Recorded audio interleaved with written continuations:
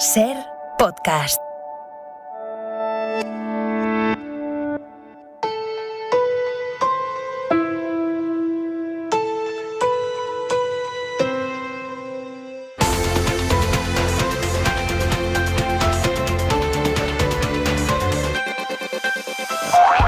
El poeta Luis García Montero lo llama piedad líquida. Hay imágenes o testimonios que hacen mella en la conciencia colectiva, pero que pasado un tiempo terminan olvidándose, como el agua se escapa de las manos. ¿Se acuerdan de Aylan? Del niño sirio de 3 años cuyo cadáver ahogado frente a las costas de Turquía rompió el alma de todo el mundo.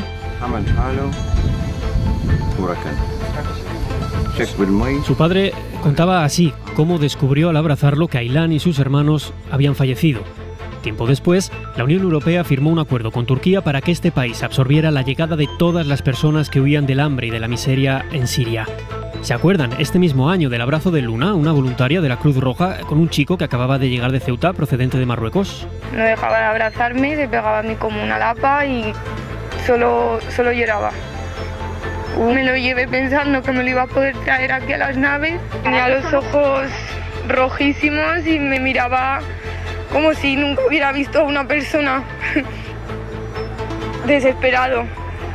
Y el hecho de abrazarme era como su salvavidas para él. Desde aquel abrazo hace ya 3 meses, 700 menores marroquíes seguían en Ceuta. El gobierno empezó a devolverlos a su país el día 13 de agosto, hasta que un juzgado detuvo el procedimiento porque no respetaba la legislación española.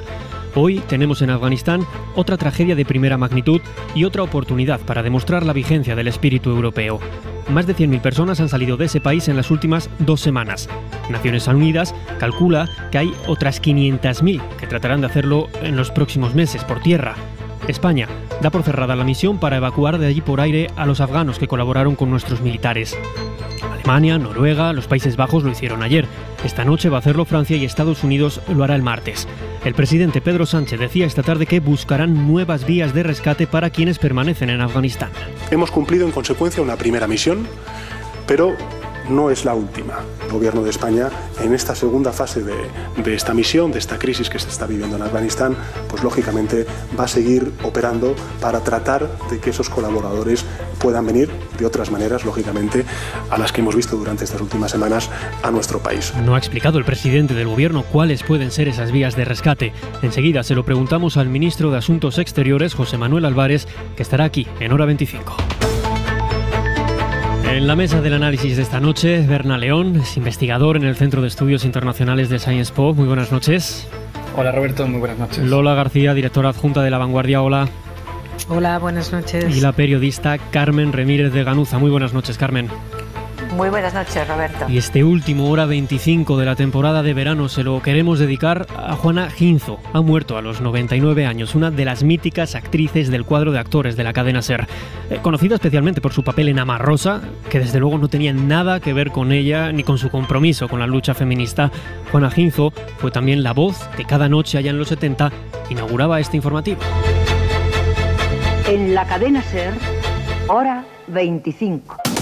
Gracias, en consecuencia, a las Fuerzas Armadas, al personal diplomático, a la Policía Nacional, a la Guardia Civil, a todo el equipo de Sanidad Exterior, a la Cruz Roja y a todos los funcionarios y trabajadores y trabajadoras públicos que lo han hecho posible. Gracias.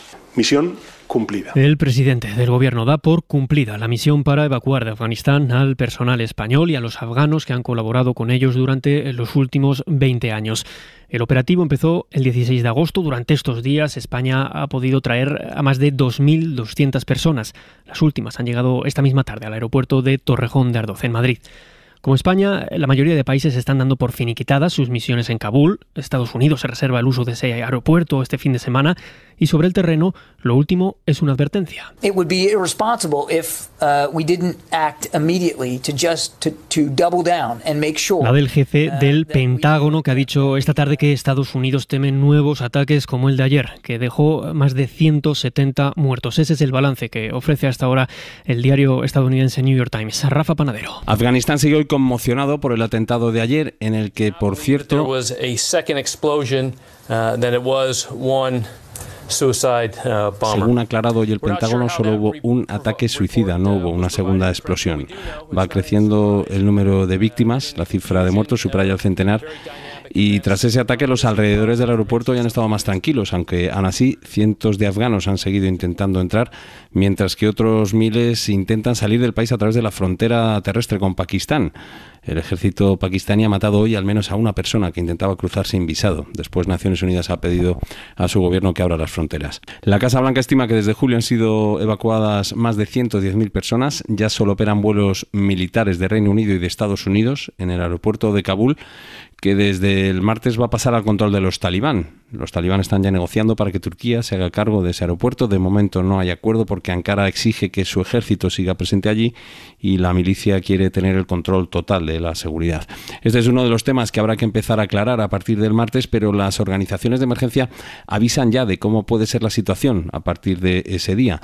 Dos ejemplos. La Organización Mundial de la Salud advierte del grave problema que va a suponer la fuga de personal médico, y desde el Programa Mundial de Alimentos, que esta semana hacía una petición aquí en la SER de 200 millones extra de ayuda, están mostrando en este vídeo la pequeña flota de aviones con la que van a seguir trabajando porque dicen que necesitan incrementar todos sus programas. En Afganistán hay más de 5,5 millones de desplazados internos. Muchos están hacinados ahora en barrios de las afueras de Kabul, donde han llegado en las últimas semanas huyendo de la violencia o ante la previsión de que en las zonas rurales no llegue nada de ayuda en los próximos meses. Y con este panorama en Afganistán, gracias Rafa, Naciones Unidas se prepara ya para el más que previsible éxodo de los afganos por tierra, atravesando las fronteras terrestres de aquel país. Isabel Villar, muy buenas noches. Buenas noches. Sí, la Agencia de la ONU para los Refugiados está manejando distintos escenarios y el más complicado prevé la salida de hasta 500.000 de afganos, especialmente a los países fronterizos. Ante este escenario, ACNUR confía en que si la situación empeora, los gobiernos mantengan las fronteras abiertas para personas que busquen protección. Ahora mismo, ya lo decía Rafa, las zonas más tensionadas son los pasos fronterizos con Pakistán, que solo están abiertos para el comercio de mercancías y para las personas con papeles en regla. José Manuel Álvarez, ministro de Asuntos Exteriores, muy buenas noches. Buenas noches. Acaba de llegar del aeropuerto de Torrejón de Ardoz, donde han aterrizado esta tarde los dos últimos aviones españoles procedentes de Kabul. En ellos viajaban los últimos españoles que permanecían allí, también algunos ciudadanos afganos. Antes que nada, ministro, ¿ha podido hablar con ellos? ¿Sabe cómo están? Sí, hoy ha sido un día de mucha emoción, y la emoción venía de poder hablar con estas personas que son los que han hecho posible durante todos estos días este dispositivo de evacuación. He hablado, por supuesto, con el embajador, con Gabriel Ferrán, he hablado con la diplomática que estaba en la segunda jefatura, con los GEOs, los militares, y he podido hablar con un afgano, auxiliar administrativo, empleado desde hace 15 años en la Embajada de España en Kabul, que pudiendo salir con el resto del contingente del personal afgano de la embajada, así lo hizo su hijo, su mujer, su madre, decidió quedarse para ayudar, para servir de traductor hasta el último momento. Y ha sido un momento de mucha emoción, también de satisfacción, porque la operación ha sido un éxito, y de alivio, porque no tenemos que lamentar, desde luego, ninguna muerte. Hoy es un día de emoción, pero ¿cómo han sido estos últimos días? ¿Cómo ha sido ese trabajo de localizar a las personas que habían colaborado con los militares españoles en Afganistán y a las que querían traer a nuestro país? ¿Cómo han sido estos días? Bueno, no ha habido tiempo para mucho pensamiento, Hubo que lanzarse inmediatamente, lo hicimos con determinación. Son cientos de personas los que han trabajado en este operativo. En mitad del mes de agosto, todo el mundo, el que había iniciado sus vacaciones, regresó a los distintos ministerios que han estado involucrados. Hemos sido muchos, ha habido una buena coordinación para todo esto. Lo primero fue establecer esa lista lo más exhaustiva posible. Una vez que teníamos los nombres, piense que son 20 años, algunos eran colaboradores hace muchos años y ya no eran en estos momentos. Inmediatamente poder encontrar un contacto. No era fácil en ocasiones contactarles, en algunos de ellos no hablaban necesariamente español, hubo que encontrar un traductor y muy rápidamente establecer los contactos. Yo tuve con, por ejemplo, el secretario de Estado Blinken, con mi homólogo de Emiratos, para que pudiéramos tener ese hub aéreo, y después, bueno, por supuesto, ofrecer España para que el Servicio de Acción Exterior de la Unión Europea pudiera traer también a sus colaboradores. Así que días muy intensos, días de mucho trabajo, de mucho estar codo a codo y colaborar con distintos ministerios, con distintos países, pero al final esa satisfacción. Hace unos días le escuchábamos decir que España no iba a dejar a nadie atrás. Entendiendo la complejidad de una operación de esta magnitud, hoy no se puede garantizar esto mismo. Hoy no se puede garantizar que el gobierno no haya dejado a nadie atrás en Afganistán. Hoy se mantiene ese objetivo.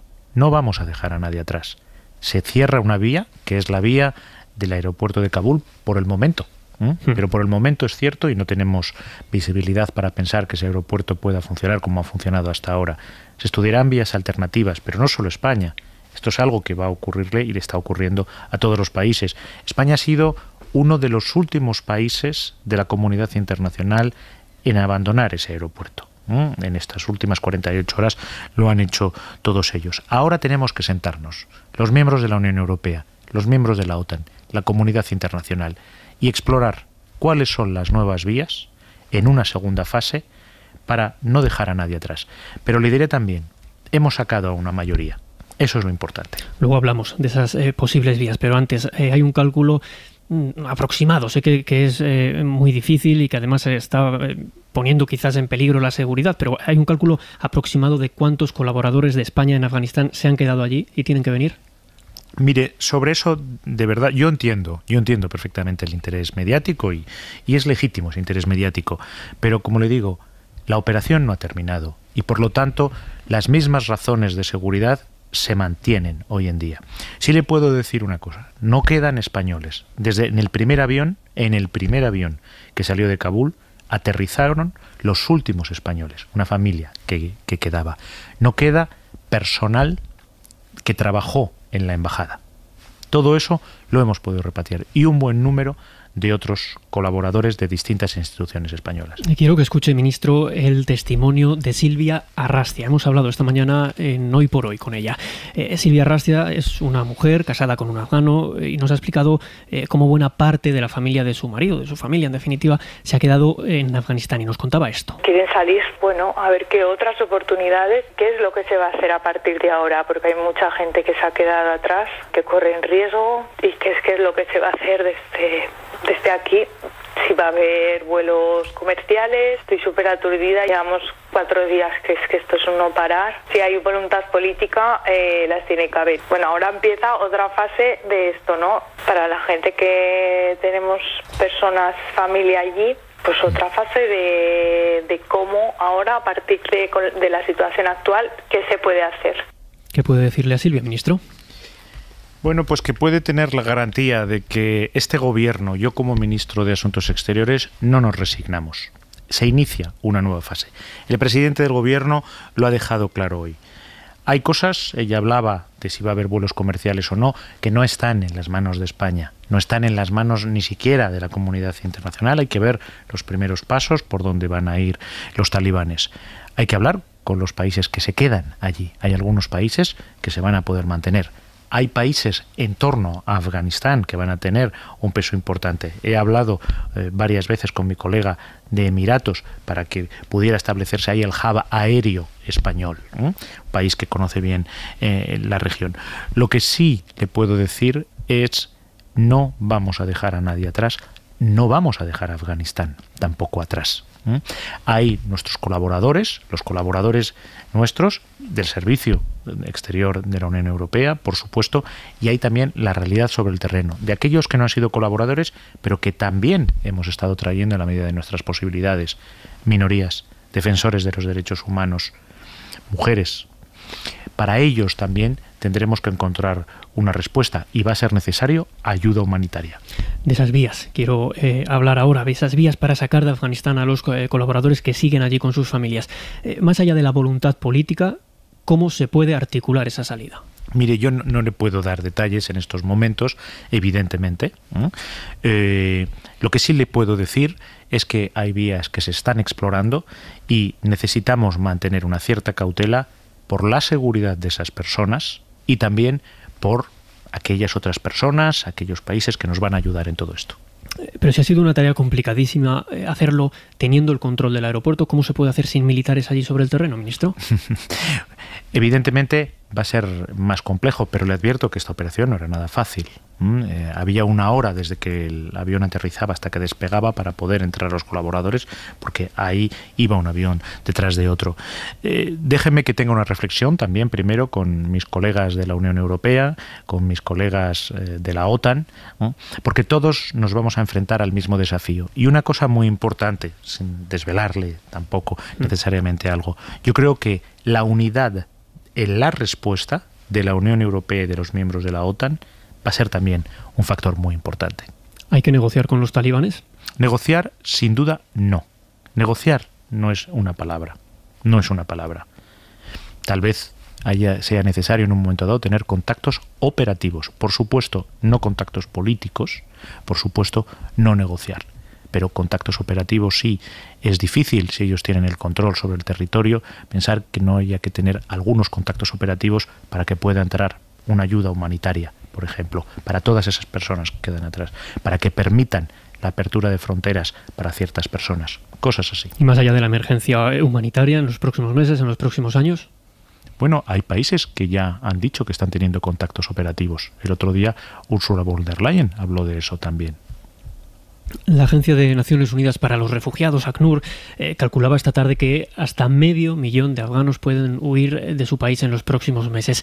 ¿Qué papel debe desempeñar la Unión Europea en la acogida de estos refugiados? ¿Hemos aprendido algo de la crisis de los refugiados sirios en el año 2016? Mire, ahí hay una reflexión que se inicia ahora. Todo el esfuerzo estaba concentrado en la evacuación por vía aérea. Como le digo, ahora viene una segunda fase. Parte de esa segunda fase es también la reflexión, la planificación de esto. La Unión Europea puede jugar un papel importante porque la Unión Europea tiene esos medios de ayuda humanitaria, de atención a estos países que, como Afganistán, van a tener necesidades inmensas. También porque la Unión Europea puede tener una interlocución de primer orden con los países que están en torno a Afganistán. Ellos van a ser los primeros que van a recibir esa oleada de refugiados. Y por lo tanto, en ese diálogo la Unión Europea tiene que jugar un papel de primer orden. ¿Y España? ¿Qué papel debe desempeñar España? Bueno, España, como parte de la Unión Europea, como hub que ha sido en estos momentos el tránsito de colaboradores afganos, ha demostrado su solidaridad. Su solidaridad con Afganistán y con las personas que han colaborado con España y con Europa, que también es España. Y al mismo tiempo también con Europa. Fuimos los primeros en ofrecernos de una manera totalmente desinteresada, de una manera absolutamente natural. Y eso demuestra también, y yo creo que lo puedo decir con orgullo, de español. Hemos demostrado que España lo hace de dos formas. Lo hace por valores y por solidaridad, y ha hecho ese hub también porque es capaz de enfrentarse a ello. Nosotros llevamos muchos años en Afganistán, en esa misión. Conocemos también bien el terreno. Conocemos, tenemos una visión y por supuesto vamos a aportar nuestra visión política de lo que ocurre y vamos a aportar nuestra voz y nuestro conocimiento para esa reflexión de los distintos países de la Unión Europea. Por cierto, hoy ha llegado a España la base militar, derrota el primer avión estadounidense. ¿Cuántos más hay previsto que aterricen en nuestro país? Bueno, ya sabe, es decir, esto lo he visto publicado, son hasta 4.000 colaboradores afganos de los Estados Unidos que permanecerán como máximo 14 días y están en tránsito. Entonces, ¿cuántos más? Digamos, hay hasta 4.000. La semana que viene usted comparece en el Congreso de los Diputados para dar explicaciones sobre la situación en Afganistán, sobre ese dispositivo de evacuación. ¿Qué espera encontrarse allí? Porque la oposición ha criticado, por ejemplo, la falta de comunicación con ellos. Me sorprende mucho que la oposición diga que hay falta de comunicación. Si no recuerdo mal, el día 2 de agosto yo tuve un primer contacto a iniciativa mía siempre. Con los portavoces de parlamentarios de exteriores de todos los grupos, nos conectamos por videoconferencia. A los 2 días, si no recuerdo mal, o al día siguiente de iniciar el dispositivo de evacuación, a iniciativa mía, contacté telefónicamente con todos los portavoces parlamentarios para explicarles el dispositivo de evacuación y les dije, y lo reitero desde aquí también, mi teléfono está abierto 24 horas al día para ellos, por supuesto para este dispositivo de evacuación o cualquier otra cosa que sea necesaria para la defensa de los intereses de España y de los españoles. No, esperar, la verdad, no, ni espero ni dejo de esperar nada. Yo sé con qué espíritu voy. Y voy con el espíritu de dar explicaciones, de ser transparente, como lo es este gobierno, de ofrecer y de contestar a todas las preguntas que ellos quieran y de recabar su apoyo para lo que no es una política de gobierno, no es una política de partido, es un asunto de Estado. Defender la vida de los españoles, rescatar a los españoles que estaban en Afganistán, rescatar a los colaboradores afganos que han estado apoyando a España durante todo este tiempo, a los defensores de derechos humanos, a las minorías, a las mujeres que están amenazadas, no puede ser. No entiendo en nombre de qué política, de qué tipo de política podría ser parte de una especie de debate partidista. Esto es España, esto va de España y los españoles, y por lo tanto yo lo que espero es un intercambio de información, un intercambio de puntos de vista y recabar un apoyo que me imagino, sinceramente, no hablo ya aquí como ministro de Asuntos Exteriores, hablo como español, me imagino que se va a dar. Le pido una reflexión de fondo, porque después de 20 años, la semana que viene, ya no habrá en principio rastro de la misión internacional en Afganistán, que estaba encabezada por Estados Unidos. ¿Qué lectura hace de un fracaso diplomático de este tipo? Bueno, es un fracaso. Si usted quiere, será diplomático, militar, policial y... Vamos a ver, hay que extraer lecciones de esto, porque misiones de este tipo hay todavía sobre el terreno en otros países del mundo y son muy importantes para España, para Europa y para la comunidad internacional. No sería del todo pesimista. En estos 20 años se han hecho muchas cosas. Se han construido kilómetros de carretera, se ha dado un espacio de libertad y se han devuelto derechos legítimos de las mujeres y las niñas en Afganistán, se han construido escuelas, se ha alfabetizado a la gente. Si mira los estándares de mortalidad, esperanza de vida, analfabetismo, han bajado. Eso se ha hecho. Más bien la reflexión es cómo vamos a intentar que eso no desaparezca, que esto no sea un paréntesis en la historia de Afganistán. Y a partir de ahí tendremos que hacer una reflexión todos juntos, que la vamos a hacer, tanto en el seno de la Unión Europea como en el seno de la OTAN. ¿Cómo podemos ser más eficaces? ¿Cómo podemos conseguir que al final los distintos países, en este caso los afganos, se apropien, por decirlo de alguna forma, de su propio desarrollo y continúen esa tarea? Y, desde un punto de vista estrictamente estratégico-militar, ¿qué ha fallado para que los talibanes lleguen con esa rapidez a Kabul? Esa reflexión la vamos a hacer. ¿Y cómo? Bueno, por supuesto vamos a tener reuniones. Ya hemos tenido 2. ¿Cómo se puede hacer todos esos objetivos que usted me planteaba? ¿Cómo se pueden mantener en el tiempo? Bueno, hemos tenido 2 reuniones ya extraordinarias a nivel de ministros de Asuntos Exteriores, una en el seno de la Unión Europea durante este periodo de la evacuación y otra en el seno del Consejo Atlántico. Muy probablemente tendremos que fijar objetivos tangibles, claros a todas estas operaciones, darse un marco temporal y que esa formación que se da de todo tipo, militar, política, a los ciudadanos de esos países, bueno, pensar cómo la podemos robustecer, qué ha fallado, para que el día que nosotros vayamos, otros que comparten nuestros valores, otros que comparten nuestros objetivos y que son de esos países, se queden al frente. José Manuel Álvarez, ministro de Exteriores, gracias por estar en Hora 25. Muy buenas noches. Gracias a vosotros. Abrimos tertulia. Lola García, la voluntad política es importante, pero luego tiene que tomar forma esta voluntad política. Y no es fácil iniciar esta segunda fase del proceso de evacuación de la que hablaba el ministro, de la que hablaba también por la tarde el presidente Pedro Sánchez. Ha sido un trabajo dificilísimo estando allí presencialmente. ¿Cómo va a hacerse lejos del terreno? Bueno, pues no nos lo van a explicar porque supongo que si no sería bastante difícil después de aplicar. Lo que sí podemos es entrever algunas pistas a partir, por ejemplo, de esta entrevista al ministro de Exteriores, ¿no?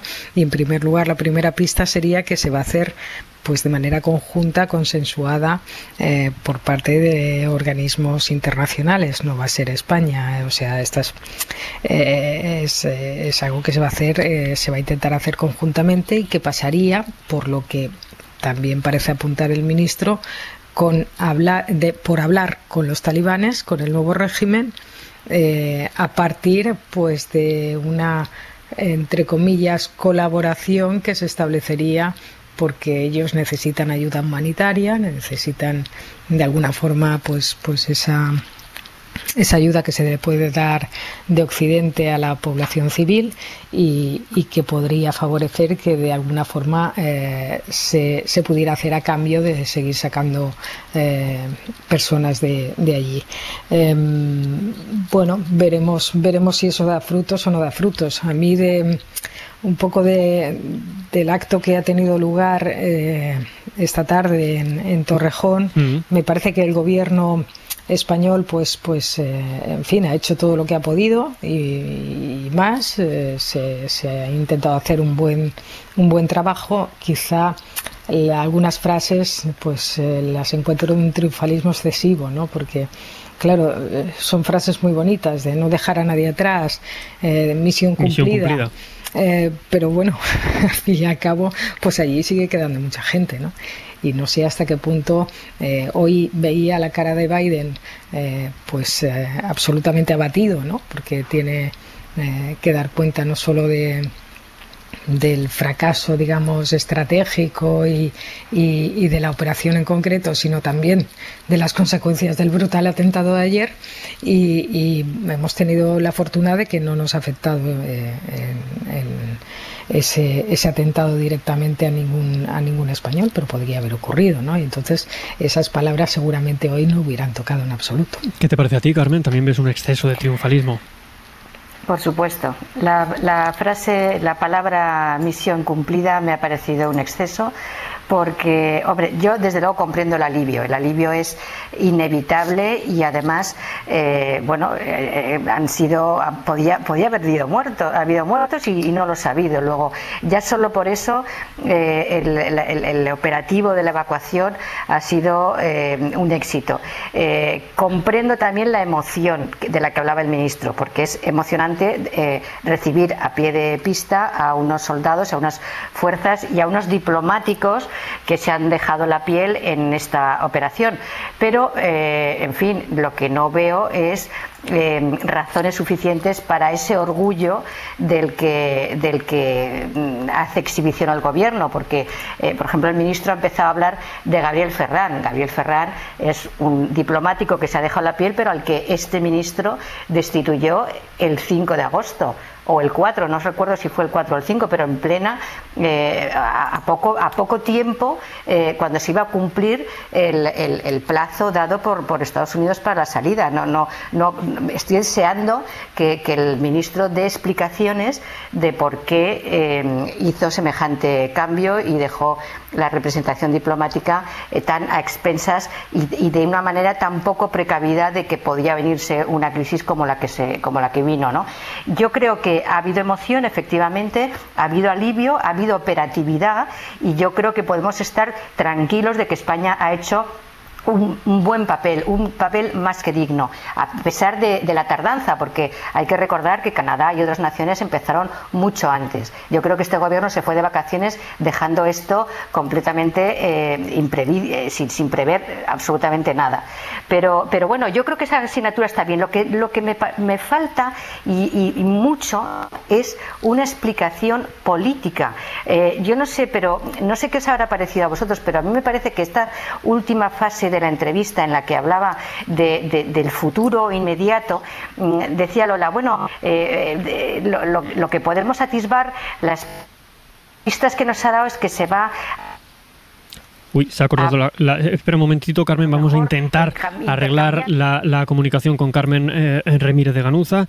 Berna, quiero escuchar también tu valoración de lo que ha dicho tanto el presidente del gobierno esta tarde como el ministro de Exteriores esta noche. Sí, yo creo que hay un cierto triunfalismo en este discurso, pero francamente creo que hay motivos para ser triunfalista y sobre todo motivos para estar orgullosos, ¿no?, de ser españoles. Yo creo que la gestión de la crisis por parte del gobierno ha sido respaldada por los líderes de la Unión Europea, particularmente con la visita de von der Leyen y del presidente del Consejo, Charles Michel, y creo que además si nos comparamos con lo que ha sucedido en nuestro entorno, ¿no?, que nos suele gustar mucho compararnos con estos países, creo que la manera en la cual el gobierno ha enmarcado este discurso es infinitamente más ética que, por ejemplo, la aproximación de gobiernos o de discursos como presidentes como el de Emmanuel Macron, ¿no? Que ha insistido en la necesidad de proteger Europa. Y bueno, ya si hablamos de los países del este, ni te cuento. Entonces, yo creo que hay motivos para estar orgulloso y bueno, y la prensa internacional confirma esto, ¿no? Por otra parte, creo que soy un poco más cauto a la hora de celebrar las respuestas que se puedan dar de manera multilateral, ¿no? Porque creo que la buena voluntad y el compromiso que este gobierno está demostrando, como ya digo, no está tan presente en otros gobiernos de la Unión Europea. Entonces, yo temo que por esa falta de coordinación y por la falta de solidaridad que había entre países europeos, no ya con la crisis de Afganistán, sino en los últimos 10 años, eso pueda poner en jaque una operación efectiva. Y yo me pregunto que si estos... O sea, yo me pregunto francamente si estos presidentes como Macron o los presidentes de los países del este son conscientes de que a la hora de que lleguen refugiados a nuestras fronteras tenemos una convención de 1951 que nos obliga a acogerles, ¿no? Y yo iría incluso más lejos. Creo que tras 20 años gobernando el país, creo que se da una situación en la que, francamente, hay cierto criterio de extraterritorialidad que yo creo que se puede interpretar como que tenemos una obligación jurídica, ya no solamente como España o la Unión Europea, sino los países que estuvieron en Afganistán. Y yo creo que esa suerte de obligación jurídica que se podría interpretar nos tendría que llevar a comprometernos claramente con crear programas de visas específicos que permitan a afganos llegar desde sus países a Occidente sin poner su vida en riesgo con las largas rutas que ya conocemos. Carmen, antes de que se cortara, estabas echando en falta explicaciones políticas ¿sobre qué? Sí, primero sobre el fondo de la operación, del fin de la operación, porque la misión española acabó en mayo, pero fue una retirada, o sea, fue un regreso de las tropas que no se explicó a la opinión pública y además se produjo un acto muy privado, muy diferente al que hemos visto hoy, que ya digo que nos ha llenado de emoción y eso lo comparto totalmente con el ministro, no solo por la urgencia humanitaria y por el trabajo excelente de las fuerzas de seguridad, sino porque había una conjunción, había un apoyo del poder político y el poder militar, me parecía que había, y de la sociedad civil, me parecía muy emocionante que había nación, había país. En cambio, en mayo, cuando acabó la misión, no hubo nada de eso y fue una especie como de retirada vergonzante, no se explicó. Entonces yo creo que más allá de la urgencia humanitaria que ha representado esta evacuación, insisto, un poco tardía, pero más que digna y muy bien resuelta, yo creo que hace falta que el gobierno explique a los españoles cuál ha sido el resultado de 20 años de intervención en Afganistán. Y no me ha parecido que el final de la entrevista sea muy esperanzadora, porque me ha parecido un poquito naif. Decía Lola antes que efectivamente que había dado algunas pistas sobre que a lo mejor se podría intercambiar con esos contactos operativos con los talibanes la ayuda humanitaria con alguna vía de escape terrestre o de vuelos comerciales para las personas que quieran salir, pero a mí me parece que eso es negociar, eso es una negociación pura y dura y eso pone a la comunidad internacional en una posición tan débil como la que estamos teniendo ahora. Yo creo que el fracaso militar, estratégico, diplomático, de todo orden que ha supuesto esta retirada terrible de los países occidentales y humillante, yo creo que necesita explicaciones políticas y además lo dice la ley. Tienen que ir al Congreso y estoy esperando que se produzca, porque hay un decalaje se ha producido un decalaje temporal que, como lo estamos viviendo muy rápido, no sé si somos conscientes, pero realmente desde que empezó la crisis, la llegada de los talibanes a Kabul y esas explicaciones que todavía están por venir y que queda una semana, hay muchos días en los que hemos esperado a que Sánchez ponga voz, y ha sido solamente cuando ya estaban aquí todos los españoles, no ha dicho nada antes. Y yo creo que de verdad el tema de Afganistán y la derrota y el desafío que supone ya no a los afganos, que por supuesto que nos tienen sobrecogidos, sino también a los españoles, a los occidentales, a nuestra seguridad, yo creo que representa un desafío político que hay que explicar en democracia. Lola. Sí, a ver, yo he comentado alguna vez en este programa que me parecía que, aunque solo fuera por el respeto a las víctimas que la operación en Afganistán, no esta de evacuación, sino los 20 años que hemos estado allí, ha supuesto, han muerto más de un centenar de personas en estas misiones, pues sí que se tenían que dar explicaciones. No sé hasta qué punto eso son explicaciones muy políticas, en el sentido de que, bueno, nosotros estamos allí formando parte de una misión internacional y un poco, por decirlo así, arrastrados pues por Estados Unidos y por la amenaza terrorista que suponía para Estados Unidos y para Occidente el hecho de que allí se pudieran refugiar o formar o de alguna manera agrupar terroristas yihadistas, ¿no, Lola? Pero eso fue al principio, pero luego ya cambió el relato. Pero que no sé hasta qué punto muchas explicaciones políticas, que si ni siquiera los tenemos de los principales protagonistas, ¿no?, que es Estados Unidos. O sea, Biden lo máximo que nos ha explicado es que allí no fuimos a construir una democracia, sino que fuimos a luchar contra el terrorismo, ¿no? Pero eso no es verdad. Bueno, eso es lo que dice Biden y el secretario general de la Alianza Atlántica ayer en una entrevista con varios medios, incluido el diario El País. Berna. Sí, solo quería decir una cosa, y es que es verdad que Biden ha insistido en eso, en que la misión es exclusivamente una misión de capturar a Bin Laden y luchar contra Al-Qaeda y los talibanes, pero también quiere decir una cosa, o sea, él siempre ha tenido esta posición, incluso en 2010, 2011, cuando Barack Obama tenía otro discurso totalmente diferente, en el que insistía en la necesidad de construir un Estado democrático, ¿no? Yo, en relación a lo que mencionaba Carmen, yo ahora mismo creo que no se le puede exigir ni al gobierno ni a nadie que explique cuál ha sido el fracaso de la operación en Afganistán, ¿no? A mí me gusta mucho una anécdota que suele contar de cuando Kissinger visitó en los 80 Francia y le preguntaron, señor Kissinger, ¿considera usted que la Revolución Francesa fue un éxito? Y él respondió, creo que es demasiado pronto para saberlo. Bien, yo creo que si ahora quisiéramos encontrar una solución a qué fue mal en Afganistán, francamente es demasiado pronto para saberlo, porque hay que dar tiempo a académicos, hay que dar tiempo a los profesionales de inteligencia que están ahora mismo tratando de resolver este puzzle de qué ha ido mal, y desde luego no se le puede exigir a un gobierno que, como mencionaba Lola, es uno de muchos de los que están en Afganistán, que rinda cuentas cuando claramente no tenemos este tipo de respuestas ni nosotros ni nadie. Luego hablamos de las explicaciones políticas que debe dar o dejar de dar el gobierno, del papel también de la oposición en esta crisis afgana, pero antes, ya lo apuntaba Berna, posiblemente el próximo reto, el gran reto al que tiene que hacer frente la Unión Europea, sea la acogida de refugiados.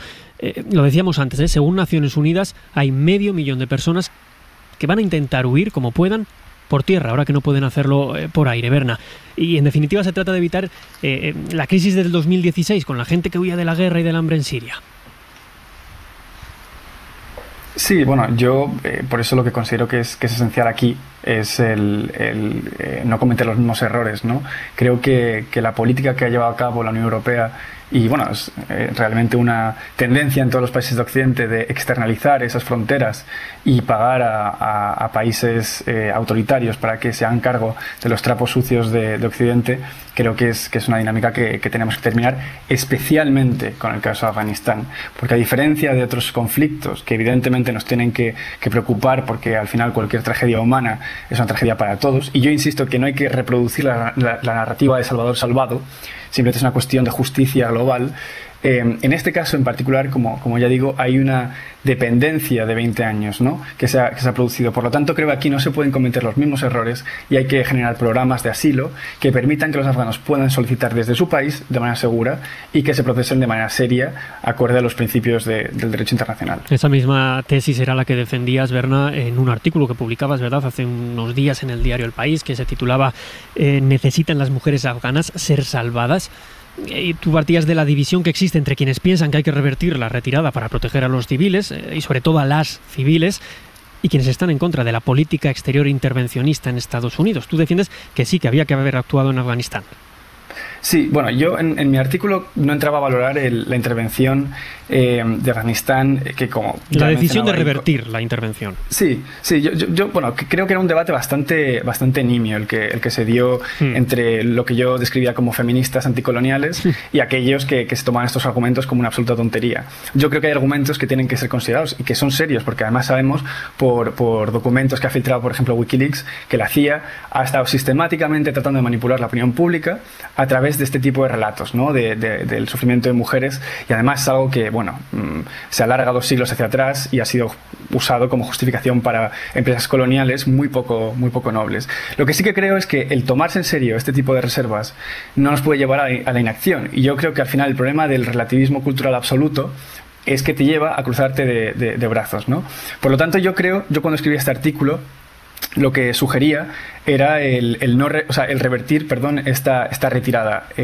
No para seguir en una guerra que no tenía pinta de terminar, sino para tener, digamos, mayor palanca a la hora de negociar con los talibanes. Creo que un error muy claro es marcharse y después negociar. Creo que habría que haber mantenido las tropas, garantizando la seguridad de todas las personas que estuvieron y fueron parte de la democracia afgana, y una vez que se consiguiera un acuerdo de gobierno de concentración, marcharse. Pero definitivamente creo que lo que se ha hecho ha sido un poco chapucero y bueno, ha dejado atrás a mucha gente que se comprometió con esta joven democracia. Lola. Hombre, lo que está claro es que la retirada se ha hecho al revés, ¿no? Primero, lo lógico sería acordar y empezar la retirada y hacer la evacuación y después irse completamente, ¿no? Lo que no puedes hacer es irte, luego volver a enviar soldados al aeropuerto porque, es que me he olvidado un montón de gente que los he dejado allí, ¿no? Lo digo así un poco a la brava, pero es que es un poco así. Yo también estoy de acuerdo de que...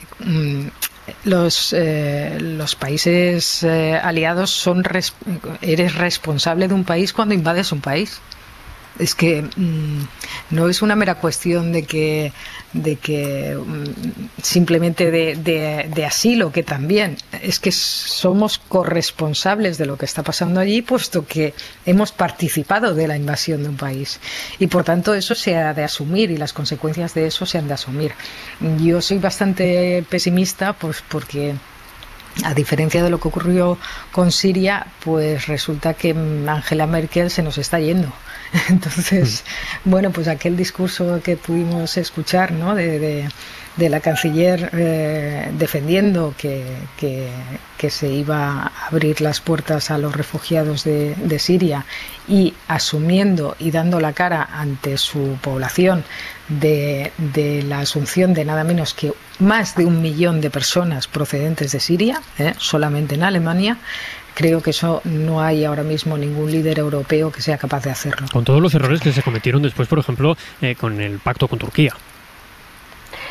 Es que yo creo que insistir en el asunto de los sirios es que verdaderamente yo estoy de acuerdo en lo que decís. Creo que tenemos una responsabilidad con los afganos muy superior a la que tuvimos con los sirios. Es verdad que a los sirios había que acogerlos por razones humanitarias, estaban en guerra, estaban huyendo del fuego, pero es que, como dice Lola, nuestra responsabilidad con los afganos es directa. Es que por eso yo antes insistía mucho en lo de las explicaciones políticas, porque el fracaso de la OTAN y de la Unión Europea es nuestro fracaso particular. Nosotros hemos puesto ahí parte de nuestra soberanía, hemos puesto 100 muertos, hemos puesto un proyecto que se ha debatido en el Parlamento y en el que han participado el grueso de las fuerzas políticas. PP y PSOE estaban de acuerdo en hacer de Afganistán no solamente un lugar un lugar seguro, digamos, que no fuera beligerante en temas terroristas contra España, sino que también tuviera progreso y que se occidentalizara de alguna manera. Y ese fracaso ahora nos hace responsables. No puede ser ese discurso que decía Álvarez hace un momento, hombre, algo hemos hecho, carreteras, hemos dado educación, hemos alfabetizado, vale, pero es que ahora ese fracaso hace mucho más amargo el fracaso a esa gente que ahora ha visto la luz, o sea, se ha occidentalizado y ahora tiene que convivir con una inseguridad y con un terror.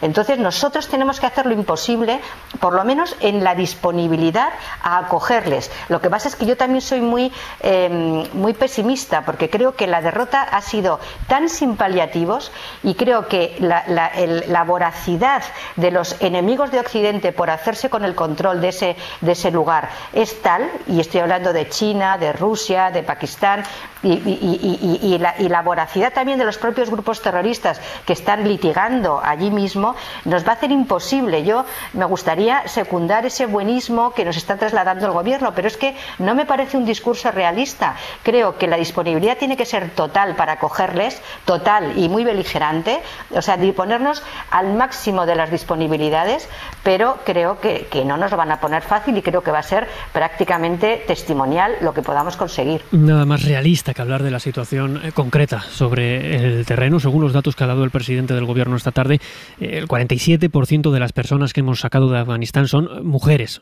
Son sus derechos los que están más en riesgo con la victoria talibán, y son especialmente vulnerables las mujeres que además han estado trabajando en la administración afgana durante estos últimos años. Es, por ejemplo, el caso de las juezas. Tenemos al teléfono a Lucía Avilés, magistrada, miembro de la Asociación Internacional de Mujeres Juezas. Muy buenas noches. Hola, buenas noches a todos. ¿Qué tal? Esta mañana hemos escuchado aquí en Hoy por Hoy a una jueza siria que sufrió la persecución ideológica y de género bajo el régimen de Al-Assad.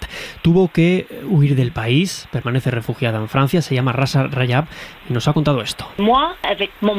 Estaba con mi marido cuando el grupo islamista entró en la casa y lo destruyeron todo. Nuestra casa, nuestro coche, todo. Y obligaron a la gente a salir de sus casas. Y luego el régimen sirio los mató. No hay esperanza. No quiero ser pesimista, pero la situación es negra, negra en Afganistán. La comunidad internacional debe intervenir. Lucía Avilés, ¿qué riesgos corren ahora mismo las juezas afganas? Bueno, pues sabemos, es por todos conocido, que Afganistán es el peor país del mundo para ser mujer, y si además pues eres jueza, te encuentras en un riesgo absoluto, en un riesgo extremo. Las mujeres juezas de Afganistán hace unos días se pronunciaron a través de algún medio internacional y a través de redes sociales y a través de sus testimonios hemos podido saber que temen por sus vidas, temen ser ejecutadas por los talibanes y por eso exhortaban a la comunidad internacional y concretamente a la comunidad judía internacional para que les ayudara a huir del país. Miren, es importante salvar a las mujeres juezas de Afganistán porque están en peligro no solamente por su cargo, sino fundamentalmente por ser mujeres. En el sistema judicial afgano la presencia de las mujeres es relativamente reciente, se impulsó a través de la ratificación por parte de Afganistán del convenio de la Convención CEDAW, el convenio para la eliminación de todas las formas de discriminación contra la mujer en el año 2003, tras la caída del régimen talibán. A partir de entonces y hasta ahora, aunque no existe, digamos, un censo, pero sí sabemos a través de las asociaciones internacionales que existen 270 mujeres juezas afganas. Ellas están en peligro por su cargo. Sabemos que la justicia desempeña un papel fundamental como elemento de monopolio del poder. Existe una tensión constante en Afganistán entre los tribunales, digamos, formales y los informales o tradicionales, precisamente porque, bueno, pues todas las tribus, los clanes, pretenden consolidar su poder frente a la soberanía de esta democracia, de esta joven democracia que se ha tratado de instaurar, y los jueces son los representantes de la justicia. En la última década ha habido asesinatos selectivos de unos 100 jueces, no solamente hombres, también mujeres. En enero asesinaron a 2 mujeres juezas cuando estaban de camino a su trabajo, pero es que además existen razones de género. Ellas representan todo lo que los talibanes odian, todo lo que los talibanes no quieren que las mujeres sean ni hagan. Ejercen una función pública, han estudiado, trabajan fuera de sus casas, están en continua relación con hombres, no se han ocultado, hablan en público, han defendido además los derechos de otras mujeres porque ellas desempeñan un papel básico para generar confianza a las mujeres, especialmente en las zonas rurales, en las provincias, para que las mujeres puedan tener también garantizado su derecho a acceso. ¿Y qué se puede hacer? ¿Qué puede hacer la comunidad internacional para intentar ayudarlas?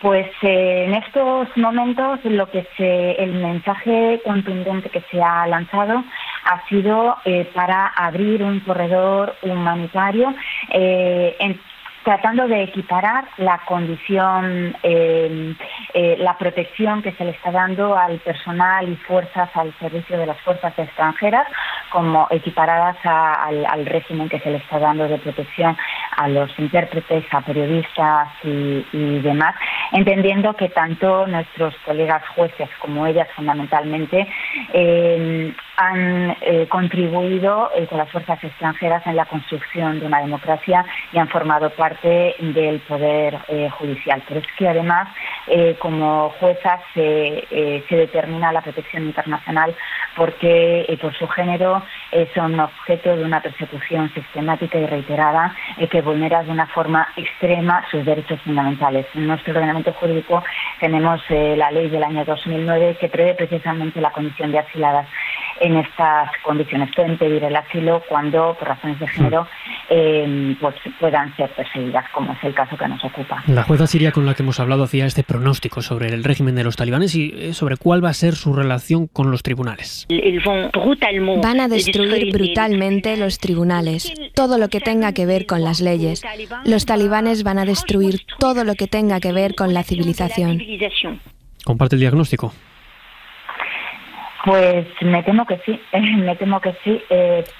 además es que el Poder Judicial en Afganistán en los últimos tiempos representaba las fuerzas occidentales. Como he dicho antes, estaba esta tensión entre la justicia formal impuesta por Occidente y la justicia informal, que estaba representada por esos tribunales tradicionales, las virgas.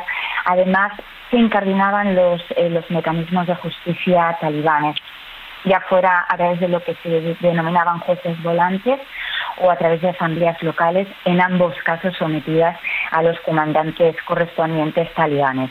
La aplicación se caracterizan por una aplicación extrema radical de la Sharia y se imponen sus decisiones, pues a través de la fuerza de la que están haciendo alarde.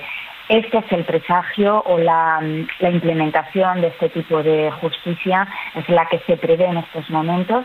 Y yo desde luego comparto la visión de mi hermana, de mi querida amiga Rasa, en este pronóstico. Desde luego lo importante ahora es salvar las vidas de quienes han contribuido a la formación del Poder Judicial, no solamente de los jueces, sino fundamentalmente de las juezas. Lucía Avilés, magistrada, miembro de la Asociación Internacional de Mujeres Juezas. Gracias por estar en Hora 25. Pues gracias a ustedes por darme esta oportunidad. Buenas noches.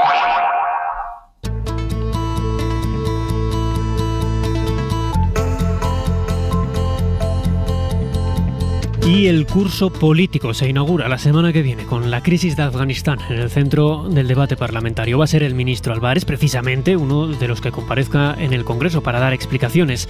El Partido Popular ha terminado matizando los ataques al gobierno por su gestión en Kabul, pero ataques en cualquier caso ha habido. Hoy, Teodoro García Egea hablaba de descoordinación. Nos hubiera gustado que el gobierno hubiera informado mucho más y mucho antes, y creo que el gobierno debería seguir escuchando a la oposición y recogiendo su mano tendida. Nosotros tendimos la mano en Afganistán y ahora seguimos tendiéndola para que solucione problemas como la factura de la luz o la cuestión del Mar Menor. Respondía el presidente Pedro Sánchez. Se me hace muy difícil comprender el por qué se critica un operativo que ha sido calificado como un éxito por parte de la comunidad internacional, por parte de los países aliados, por parte de la Unión Europea, por parte también de la OTAN.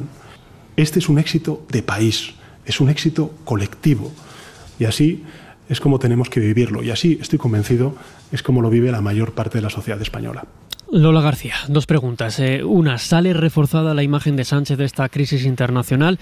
Dos, ¿sale tocada la imagen de una oposición que, decía el otro día Ramoneda, una oposición de patio de colegio? Todo está mal, todo. Bueno, ¿sale reforzada la imagen de Sánchez? Pues seguramente sí, pero esto dura lo que dura en la política, y bueno, en la política española lo vemos cada día. Lo que ahora es un éxito, pasado mañana puede ser un fracaso rotundo, o sea que como diría aquel, partido a partido, ¿no? Y en cuanto a la oposición, yo creo detectar en las palabras de Teodoro García Gea una cierta corrección respecto a los compases iniciales de la crítica de la oposición al gobierno en esta materia. A ver, yo pensaba que el PP tenía un problema de tono, ¿no? De encontrar el tono de oposición. Hacer oposición no es fácil, aunque parezca que es simplemente criticar al gobierno, pues efectivamente es criticar, pero también proponer y buscar un equilibrio que te permita pues colar tu propuesta al mismo tiempo que estás erosionando al Ejecutivo, ¿no? Me parecía que el tono del Partido Popular era demasiado pues destructivo constantemente, de forma indiscriminada, de una forma que tampoco le conviene al Partido Popular, porque es un partido de gobierno y ha de ser de alguna forma también constructivo, si no se asemeja demasiado al tono destructivo de Vox. Es decir, que no es fácil encontrar ese tono, pero es que empiezo a pensar que ya no es solo un problema de tono, sino es un problema también de cuáles son los temas que la oposición considera que son que son objeto de más oposición o de menos. O sea, hay algunos temas que yo creo que se han de preservar de lo que es el pim pam pum más diario, y también creo que el Partido Popular como oposición tiene algunos problemas más de discurso estructural en algunos temas. No es el tema en concreto, pero por ejemplo estoy pensando en el tema de Cataluña, por ejemplo, ¿no? Sin una presencia clara en Cataluña, pensando ya en el nuevo curso, ¿no? Y en el País Vasco, pues difícilmente el Partido Popular podrá gobernar y gobernar con garantías.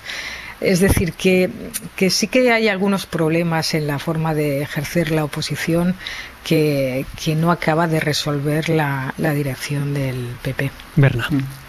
Sí, no, yo comparto totalmente este diagnóstico. El mío, de hecho, es creo un poco más pesimista. Yo creo que esta oposición ha demostrado ser capaz de no solamente no ser constructiva, sino además de ser absolutamente inepta a la hora de discutir cuestiones internacionales. Solo por coger un ejemplo específico, Pablo Casado apuntaba hace muy poco en un muy poco afortunado tuit lo siguiente: estamos consternados por los atentados en Kabul. Contra estos terroristas lucharon miles de soldados españoles y 102 dieron su vida por la libertad de los afganos. Bueno, yo no sé si sus conocimientos sobre política internacional los aprendió también en el máster de Jarabaka, porque los terroristas contra los que lucharon nuestros soldados, los talibán, eran enemigos de los que ayer atentaban en el aeropuerto de Kabul.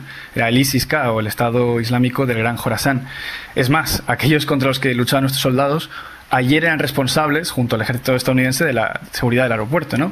Esta ignorancia en cuestiones internacionales pone de relieve la profunda falta de solidez intelectual, ya no de Pablo Casado, sino del equipo que le asesora en estos temas, ¿no?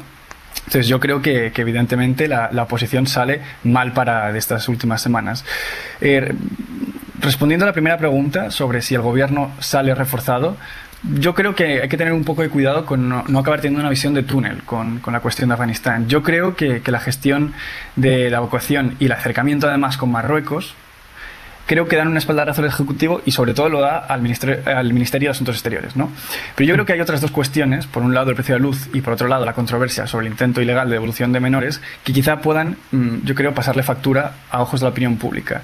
Y si bien lo primero no es totalmente responsabilidad del Gobierno, ¿no? Porque responde a factores exógenos, sí lo es la falta de imaginación respecto a cómo solucionarlo, y sobre todo creo que la manera en la que se han gestionado las devoluciones de menores en Ceuta son impropias de un gobierno de izquierdas, con lo cual yo no tengo tan claro si el Gobierno se ha reforzado. Pero entonces, ¿qué gana la oposición centrando el foco de sus críticas en la crisis de Afganistán?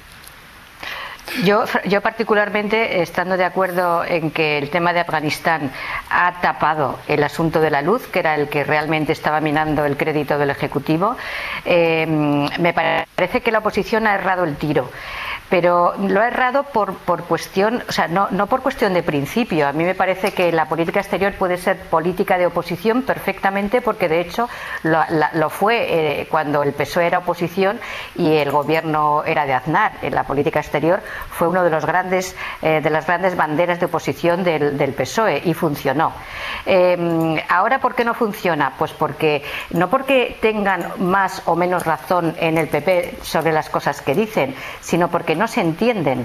Y me explico. Yo me he ido a la Ley de Defensa Nacional de 2005, el artículo 17, y efectivamente esto es algo que se hizo en los tiempos de Zapatero, precisamente por lo mal que se hizo en los tiempos de Aznar, la falta de control parlamentario. Pues lo que se dice en esa ley es que para ordenar operaciones en el exterior hay que recabar la consulta previa o la autorización del Congreso de los Diputados, y lo que pasa es que está redactado Pero esto es esto es el desarrollo de una operación que ya está en marcha, Carmen.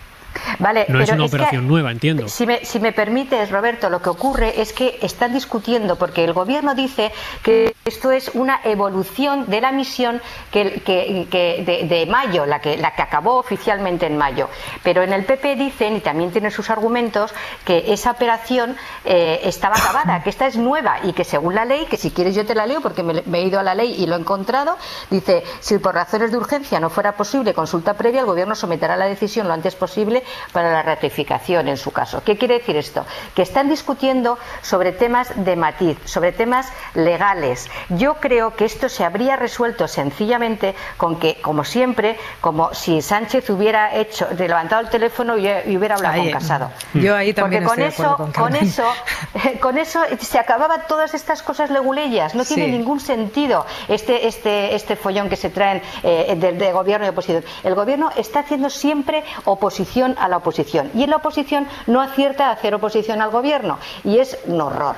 Entonces no me parece que esta sea peor oposición que otras, me parece que no está especialmente acertada, sobre todo en este terreno, pero me parece que le asisten todo el derecho a oponerse, sin más. No me parece que haya que hacer una oposición de principio, sí de eficacia, y me parece que aquí no han estado eficaces, pero no porque les falte razones, sino porque no han sido eficaces.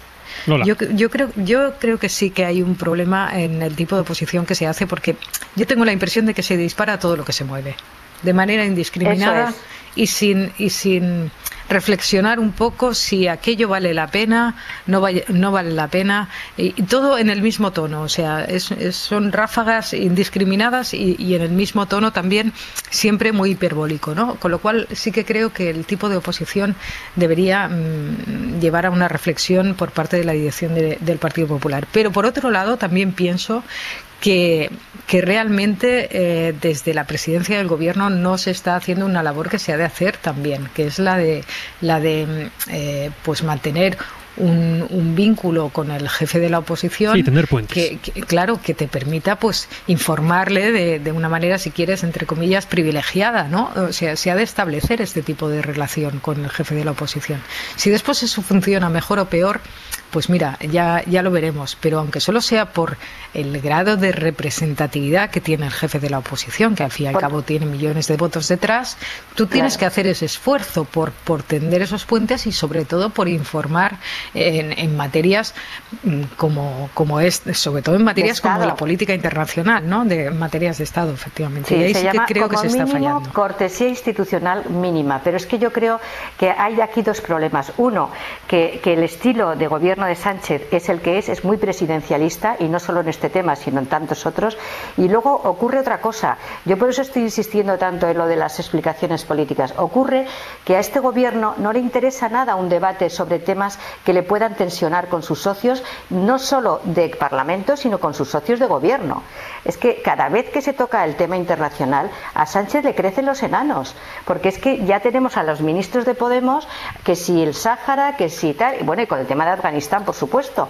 O sea, es decir, sin hablar de los socios parlamentarios que le pueden meter en problemas en el Parlamento, ya solamente someter a debate político un tema de internacional, de política exterior y más que pueda resultar muy muy hiriente y que afecte a principios de izquierda clásicos, le crea muchos problemas. Y yo creo que ahí está en la verdadera causa de por qué este presidente es tan presidencialista y siempre acusa a la oposición al ejercer su oposición, bien o mal, eficaz o no, en eso podemos opinar, pero está en su derecho de ejercer la oposición, siempre le acusa de crispar solo porque pregunta o porque critica. Es que esto no funciona así.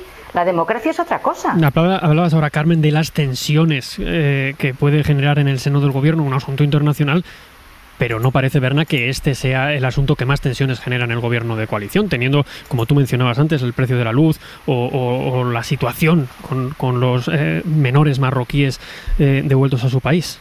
Sí, no, justo quería saltar un poco para hacer referencia a eso. Yo creo que precisamente en el caso de Afganistán el gobierno ha cerrado filas y yo creo, por lo que además he hablado con gente de Podemos que está en el gobierno, creo que todo el mundo valora muy positivamente el operativo, ¿no? Yo creo que justo aquí no veo en qué sentido le puede crecer como el operativo, no el tema de fondo el operativo, no el tema de fondo de la retirada. Sí. Es que no es lo mismo, yo creo que Pero sí, si es que yo creo que están todos de acuerdo en todo el tema de Afganistán. Me da la impresión de que gobierno y oposición también, gobierno dentro del gobierno y oposición están de acuerdo. O sea, al final no sé muy bien por dónde circulan las discrepancias sobre este tema. Hoy justo, sí, pero yo creo que es una cuestión de hacer sangre con lo que se puede, ¿no? Y de nuevo, yo creo que tienen todo el derecho del mundo, que es lo que en lo que las dos insistíais, que la oposición tiene el derecho a ejercer su rol. Yo creo que evidentemente lo tienen, pero si yo fuera el propio asesor de Pablo Casado, le daría el consejo de cambiar un poco el tono y ir por otro lado, porque creo que está haciendo el ridículo ante toda España. Y solamente por hacer referencia a una cosa que mencionabas antes, Carmen, yo creo que la oposición efectiva que logró hacer el Partido Socialista al gobierno de Aznar en cuestiones de política exterior no fue necesariamente por una mejor estrategia, que creo que también tuvo que ver, sino porque también, bueno, es que Aznar se lo puso fácil. Es que meterse en Irak, Perejil, el Ya 42, la división de la Unión Europea en temas de la invasión y la gestión de la inmigración con países africanos, hombre, es que se lo ponía fácil. Sí, pero si afectamos a una cuestión de principios, lo que no se puede decir es que en política exterior no puedes hacer oposición. Claro que puedes hacer oposición. La cuestión es que tú conectes con la opinión pública o convences a la opinión pública o tú representes a la opinión pública en el sentido de que estás en desacuerdo con esa política exterior de tu gobierno. Eso es lo que no ha conseguido el PP. Pero no puedes decir que no se debe hacer oposición a una política de Estado como es la política exterior, porque el PSOE la ha hecho y no pasa nada, y el PP la podría hacer, simplemente hay que acertar. Lo que estoy diciendo es que creo que había más motivos en ese caso. Sí. Bueno, pero es que antes habéis dicho, o me ha parecido a mi entender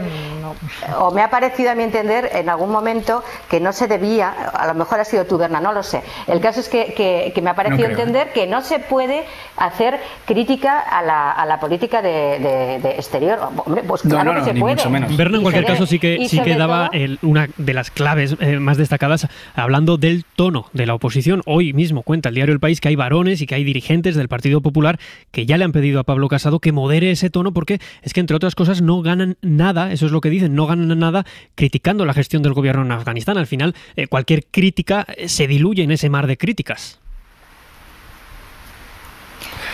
Es que hay veces que yo insisto en lo mismo.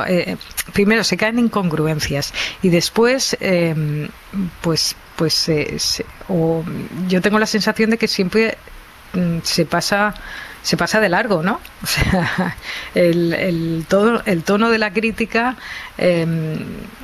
es muchas veces exagerado y no tiene, o sea, siempre es exagerado en todos los temas, y yo creo que hay algunos que merecen una crítica más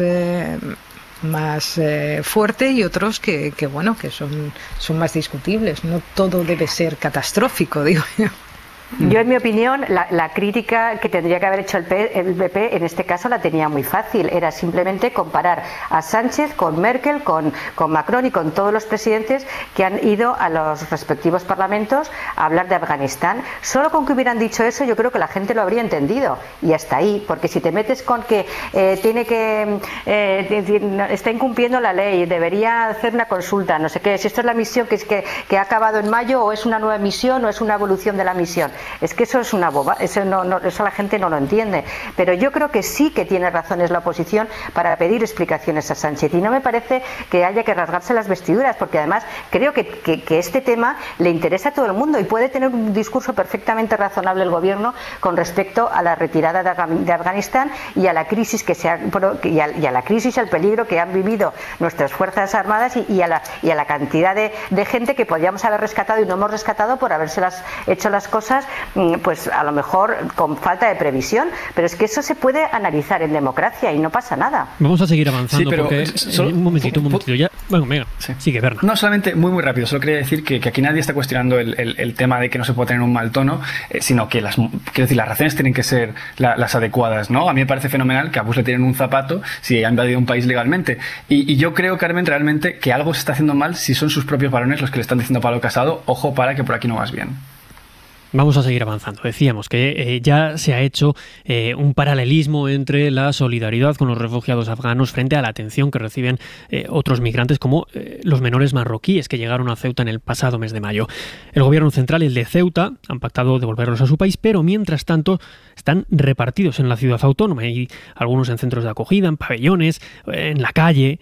Y de hecho, el presidente de la ciudad autónoma lleva semanas diciendo que ellos no tienen capacidad para atender a los más de 700, entre 700 y 900 menores que hay ahora mismo allí en Ceuta. Bueno, pues ante esta situación, cuenta hoy el diario.es que el obispo de Cádiz se niega a ceder un antiguo asilo al gobierno de Ceuta para acoger a estos menores. Un centro que tienen allí muerto de risa, vacío. Víctor Olazábal, buenas noches. Buenas noches. Lo primero que hay que explicar es que Ceuta y Cádiz forman parte de la misma diócesis. De ahí que sea el obispo de Cádiz, Rafael Zornoza, quien tiene la última palabra sobre el Hogar Residencia Nazaret, un antiguo asilo ceutí que está abandonado y sin función oficial desde 2015. En mayo, cuando 12.000 personas cruzaron la frontera del Tarajal, el gobierno de Ceuta solicitó a la Iglesia acoger en ese asilo a un centenar de menores no acompañados. ¿Y qué respondió el obispo? Pues que no. Y punto, ahí se quedó. Según han contado al diario.es, no hubo más explicaciones por parte de Zornoza, que en 2018 ya se negó a una petición similar. Este periódico, el diario, ha hablado con sacerdotes de la diócesis que no se identifican por miedo a represalias y que relatan que el obispo, abro comillas, es de los que piensan que los menores que se saltan la valla son delincuentes y deben ser devueltos. Además, hay que destacar que su responsable de fundaciones, Agustín Rossetti, fue el número 1 por Cádiz en la lista de Vox para las últimas generales y hoy es diputado en el Congreso por esta formación. Bueno, pues mañana el obispado va a pronunciarse sobre este tema vía comunicado. ¿Qué te parece, Lola? Bueno, me parece que aparte de comunicado debería tomar medidas, ¿no? Porque parece, por lo que he leído en la información que comentabais del diario.es, no es la primera vez que ocurre, y está claro que no está no está pregonando, digamos, la doctrina de la Iglesia en esta materia. Me parece absolutamente impresentable. Era forastero y me acogisteis, estaba desnudo y me vestisteis, dice el Evangelio según San Mateo, que me lo he mirado. Carmen. A ver, a mí me parece una excepción, francamente. No acabo de entender. Primero, el silencio. No lo entiendo, pero tampoco entiendo la decisión. La decisión es no es que sea criticable, es que es extraña, porque si hay algo en lo que destaca la Iglesia es en la acogida al refugiado. Bueno, y criticable también, vamos.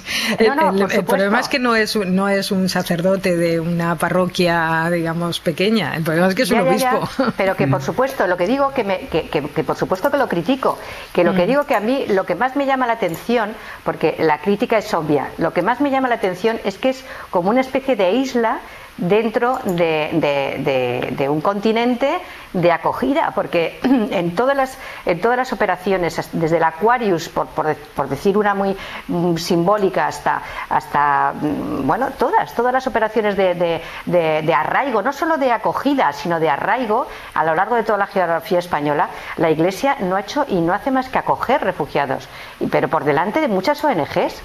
Luego, no entiendo cuál es la posición de este obispo. Berna. Bueno, yo creo que en este tipo de casos lo que es más interesante es analizar cuáles han sido las trayectorias de este tipo de perfil, ¿no? Porque el señor Zornoza no existe en un vacío. Yo creo que investigando es fácil encontrar una noticia de 2019 en la que el Diario Público informaba de que Rafael Zornoza ya estaba llevando a cabo una agenda que era a la vez neoliberal y ultraconservadora, como sabemos, suele ir muy de la mano, ¿no? Y algunas organizaciones de cristianos de base denunciaron este tipo de recortes y de hecho fue revertido en los tribunales, porque había una serie de despidos improcedentes y digamos, una serie de recortes que no eran legales. Y ahora con esta noticia podemos confirmar que esta agenda no respondía a necesidades económicas, sino a una agenda claramente y netamente ultraconservadora. Ante la posibilidad de que estos menores puedan dormir bajo un techo en las condiciones dignas, sin que además le cueste un euro al obispado, este buen hombre ha preferido que estos menores sigan vagando por las calles y durmiendo en las escaleras o en el puerto. Entonces esta es una decisión que para mí solo rezuma odio y racismo. Y yo voy a hacer algo que ya ha hecho Roberto, que es sugerirle al señor Zornoza que se refresque un poco más la Biblia. Porque en Levítico 19, versos 33 y 34, encontrará que el extranjero que resida con vosotros os será como un nacido entre vosotros. Y lo amarás como a ti mismo, porque extranjeros fuisteis vosotros en la tierra de Egipto. En resumen, como profe, lo que le diría a Zornoza es, repásate un poco los apuntes. Tú te lo has preparado más que yo, incluso. Has leído más el Evangelio que yo, Berna? Por primera vez en mucho tiempo. Quiero hablar todavía de otro tema, porque conforme ha ido aumentando el porcentaje de gente vacunada, se ha ido haciendo más grande el debate sobre la vacunación obligatoria. Habrá un momento en el que no se pueda vacunar a más gente porque la gente que quede sin vacunar pues sencillamente no quiere el pinchazo. ¿Qué hacer entonces? Bueno, pues hay algunos países, como Francia, que están optando por imponer el certificado de vacunación para casi todo, como una forma indirecta de obligar a la gente a hacerlo. Hay grandes compañías norteamericanas, ahí están Facebook o Google, que también están tomando medidas para forzar la vacunación de sus plantillas. Carlos Sevilla ha preguntado a expertos para responder a una pregunta que parece bien sencilla. ¿Puede mi empresa obligar a vacunarme? Grandes compañías en Estados Unidos han empezado a tomar medidas para forzar a sus empleados a vacunarse. La última, Delta Airlines, que cobrará $200 mensuales a los trabajadores que rechacen la vacuna. Aquí en España todavía no ha pasado, pero ya se ha abierto el debate sobre si pueden las empresas despedir o sancionar a los empleados no vacunados. El abogado de Legalitas, Sergio Herrero, considera que si la vacuna es voluntaria para la población general, también lo es en el ámbito laboral. La protección de la salud es un derecho de los trabajadores, no algo que se deba imponer. Por este motivo tampoco caben despidos ni sanciones. No es posible que una empresa despida a un trabajador por no vacunarse. Este despido sería calificado como improcedente o incluso nulo, ya que podría implicar la vulneración de derechos fundamentales. La abogada laboralista María José Landaburu sostiene que una sentencia reciente del Tribunal Europeo de Derechos Humanos ya ha dictaminado que la vacunación obligatoria no viola los derechos fundamentales. En su opinión, en puestos de trabajo donde los empleados mantienen un contacto estrecho entre ellos o con terceros, la empresa puede tomar medidas sobre el trabajador que no quiera vacunarse. La empresa puede pedirle que se vacune y si no quiere hacerlo, está también en su derecho y en su obligación para salvaguardar la salud de los demás, o bien de ponerle en otro puesto de trabajo, o bien de sancionarle, o bien incluso podríamos llegar al despido pues como una causa sobrevenida que determina la incapacidad de ese trabajador de llevar a cabo sus funciones. Pues el debate jurídico está servido en este primer septiembre de operación retorno a la oficina con gran parte de las plantillas vacunadas. Es un debate interesante y complicado Berna.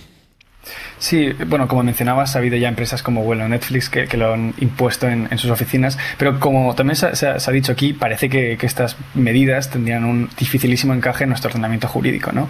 Quizá con algunos casos, con algunas excepciones específicas, como por ejemplo las residencias de mayores, ¿no? Sí. Pero yo creo que todo lo que se puede hacer es una ley de pandemias que ya lleva tiempo pidiéndose, que pueda pedir el pasaporte COVID para incentivar el uso de vacunas, pero que solo se haga, por ejemplo, para acceso a establecimientos o ciertos restaurantes, cines, pero parece que tiene un encaje muy difícil cuando se trata particularmente del trabajo. Pero yo, como una última nota, lo que señalaría es que en España, a diferencia de países como Francia o incluso Italia, en España apenas hay resistencia a vacunarse, con lo cual yo tampoco me preocuparía demasiado si los empleadores no pueden exigirlo. ¿De qué lado te posicionas tú, Carmen? Pues yo la verdad es que lo encuentro muy confuso. Yo me decanto por la imposibilidad, a falta, como decía, de una ley de pandemias. Me parece que es imposible. Creo que todo despido por esta razón sería improcedente. Eso es lo que creo que es la situación, la predominante. Serían despidos improcedentes. Pero tampoco me preocuparía demasiado. Yo creo que de cara al futuro esto va a ir cambiando.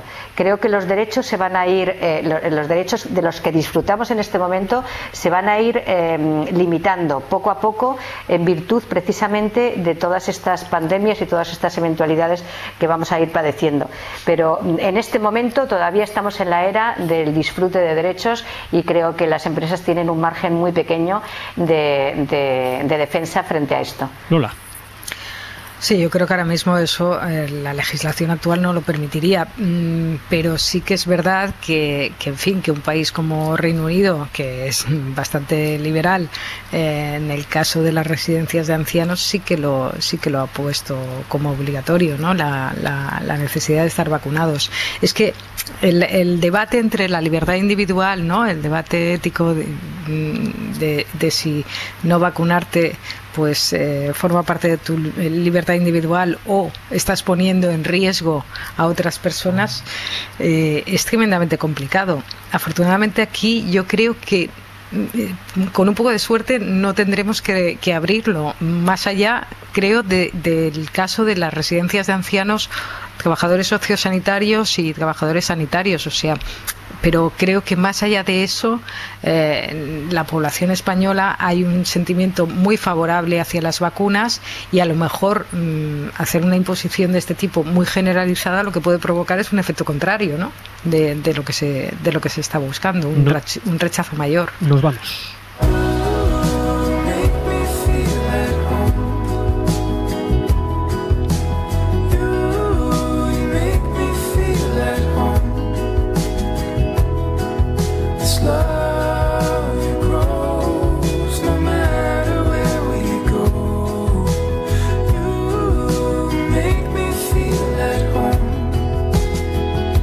Berna León, Carmen Remírez de Ganuza, Lola García, gracias a los tres. Muy buenas noches, un placer. Gracias a todos. Muchas gracias. Y despedimos aquí este último Hora 25 de la temporada del verano. A partir del lunes, se saluda ya Aimar Bretos. Ha estado estas semanas probándose el traje de director de Hora 25 y la verdad es que le queda estupendamente. Pasen buen fin de semana, un beso y hasta mañana.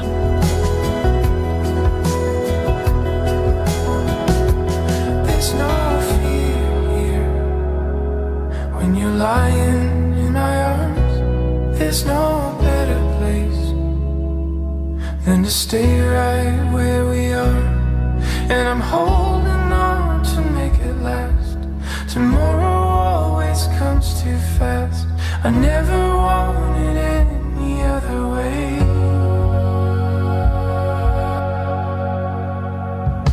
Suscríbete a Hora 25. Todos los episodios y contenidos adicionales en la app de Cadena Ser y en nuestros canales de Apple Podcast, Spotify, iVoox, Google Podcast y YouTube. Escúchanos en directo en la Ser de lunes a viernes a las 8 de la tarde.